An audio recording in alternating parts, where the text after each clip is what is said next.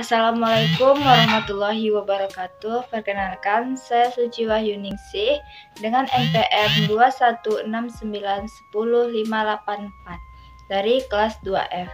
Di sini saya akan menjelaskan materi tentang tanda jejak. Jejak adalah tanda untuk menunjukkan sesuatu, apakah itu arah, jalan, atau bahkan hal-hal lain tentang peristiwa atau kejadian. Tanda jejak digunakan sebagai salah satu materi dalam sebuah permainan besar, Widget Game.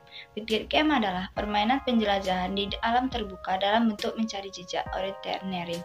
Dengan menggunakan tanda-tanda jejak membuat peta, mencatat berbagai situasi, dan dibagi dalam pos-pos. Tanda jejak adalah tanda yang menunjukkan sesuatu, apakah itu arah, jalan, atau bahkan hal-hal lain tentang peristiwa kejadian.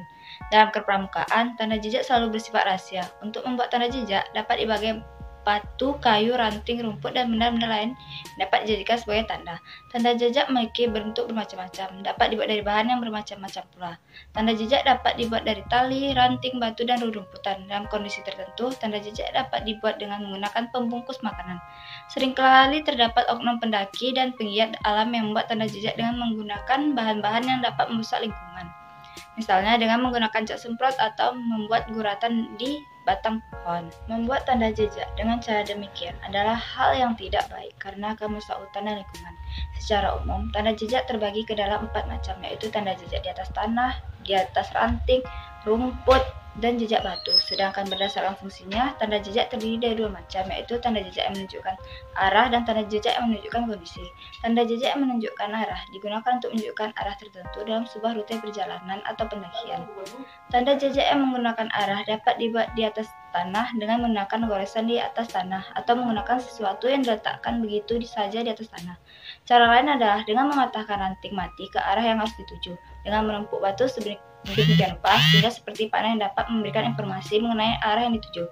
Sedangkan tanda jejak yang menggunakan rumput dapat dilakukan dengan mengikat sekumpulan rumput dan menundukkan ke arah yang harus dituju.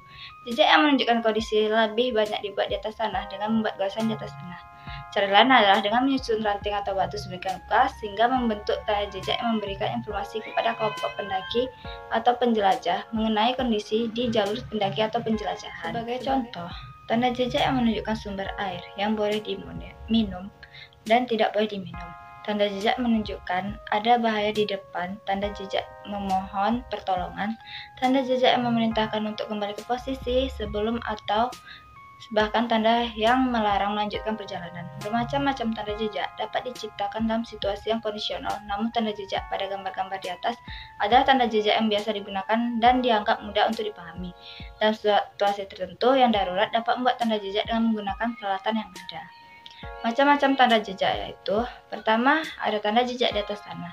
Tanda jejak di atas tanah digunakan dengan menggores atau menggambar pada bidang tanah yang datar dengan goresan yang agak dalam supaya tidak mudah hilang tertutup. Pastikan jika ingin membuat tanda jejak di tanah, haruslah pada tanah yang lapang atau mudah terlihat. Tanda jejak dengan menggunakan batu. Menggunakan batu sebagai tanda jejak adalah yang cukup banyak digunakan oleh petualang karena jika disusun dengan benar, tanda batu tidak akan membuat mudah hilang. Kalian bisa menumpuk batu dengan bentuk yang tak lazim supaya mudah dilihat. Tempatkanlah batu pada tempat yang tak lazimnya batu tersebut berada sehingga mudah dilihat. Yang ketiga, tanda jejak menggunakan ranting. Ranting pada pohon bisa direkayasa sedemikian rupa untuk menunjukkan arah ataupun kondisi daerah. Tanda jejak menggunakan ranting ini umumnya dibuat dengan mematahkan ranting dan membuatnya menjadi bentuk sedemikian rupa. Keempat, tanda jejak menggunakan rumput. Jika kita menjelajahi padang rumput di mana tidak ada pohon ataupun batu, maka rumput itu bisa kita gunakan sebagai tanda jejak. Caranya adalah dengan mengikat beberapa rumput menjadi satu bagian dan kita membuat menurut fungsi penandaan tanda jejak.